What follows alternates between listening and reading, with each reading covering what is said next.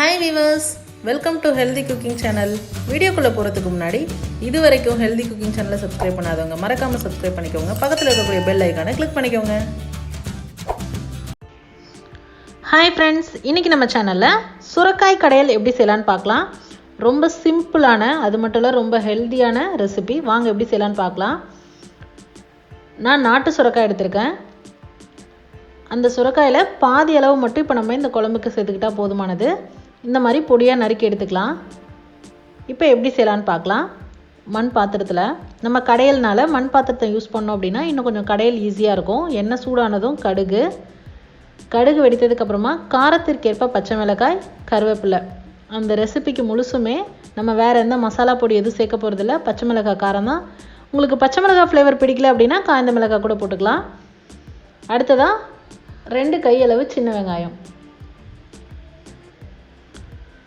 கொஞ்சம் வதக்கி விட்டுருங்க.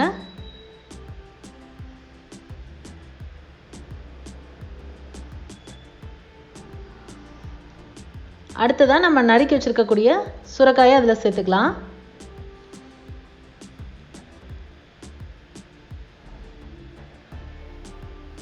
இப்போ 1/4 டீஸ்பூன் மஞ்சள் தூள், தேவையான அளவு கல்லுப்பு சேர்த்துட்டு நம்ம அப்படியே குலுக்கி விட்டுடலாம். குலுக்கி விட்டுட்டு தட்டு போட்டு ஸ்டவ்வை மீடியம் ஃப்ளேமில் வச்சிடலாம். ஒரு சுரக்காய் பார்த்திங்கன்னா தண்ணி நிறைய விடும், ஒரு சுரக்காய் பார்த்திங்கன்னா தண்ணி ரொம்ப கம்மியாக விடும். கொஞ்சம் தண்ணி கம்மியாக இருந்ததுன்னா கொஞ்சம் தண்ணி சேர்த்துக்கோங்க, அப்போ தான் கடையலுக்கு நல்லாயிருக்கும்.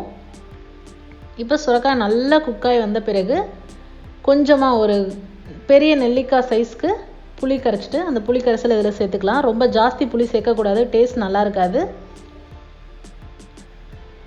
கொஞ்சமாக இப்போ நம்ம கரைச்சி எடுத்துருக்கக்கூடிய புளியை சேர்த்துக்கிட்டு அந்த புளியோட பச்சை வாசனை போகிற அளவுக்கு கொஞ்சம் நேரம் கொதிக்க விட்டுட்டு நம்ம ஸ்டவ் ஆஃப் பண்ணிவிட்டு கடைய போகிறோம். இப்போ பாருங்கள், புளியோட பச்சை வாசனைலாம் போயிடுச்சு. நல்லா நமக்கு கடையிறதுக்கு கரெக்டான அந்த தண்ணியெல்லாம் சுண்டிட்டு கரெக்டான கன்சிஸ்டன்சியில் இருக்குது. ரொம்ப தண்ணி பதமாக கடைஞ்சிங்க அப்படின்னாலும் டேஸ்ட் நல்லா இருக்காது. இப்போ நம்ம ஸ்டவ் ஆஃப் பண்ணிவிட்டு கடைஞ்சி எடுத்துக்கலாம். நிறைய பேர் மிக்சர் ஜாரில் போட்டு எடுத்துப்பாங்க, அதை விட கடைஞ்சோம் அப்படின்னா தான் டேஸ்ட் நல்லாயிருக்கும். இப்போ பாருங்கள், நல்லா நைஸாக நல்லா கடைய விட்டுருச்சு. சூப்பராக இருக்குது பார்க்கவே.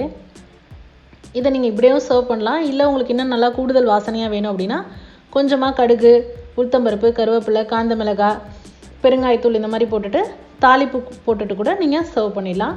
சூடான சாதத்து கூட நல்லெண்ணெய் விட்டோ நெய் விட்டோ சர்வ் பண்ணி பாருங்கள், சூப்பராக இருக்கும். ட்ரை பண்ணி பார்த்துருங்க. கமெண்ட் மறக்காமல் சொல்லுங்கள் ஃப்ரெண்ட்ஸ். இது போன்ற ஹெல்தி ரெசிபீஸ்க்கு மறக்காமல் ஹெல்தி குக்கிங் சேனலை சப்ஸ்கிரைப் பண்ணுங்கள். இந்த வீடியோ உங்களுக்கு பிடிச்சிருந்தா லைக் பண்ணுங்கள், ஷேர் பண்ணுங்கள், கமெண்ட் பண்ணுங்கள். தேங்க்ஸ் ஃபார் வாட்சிங் ஃப்ரெண்ட்ஸ்.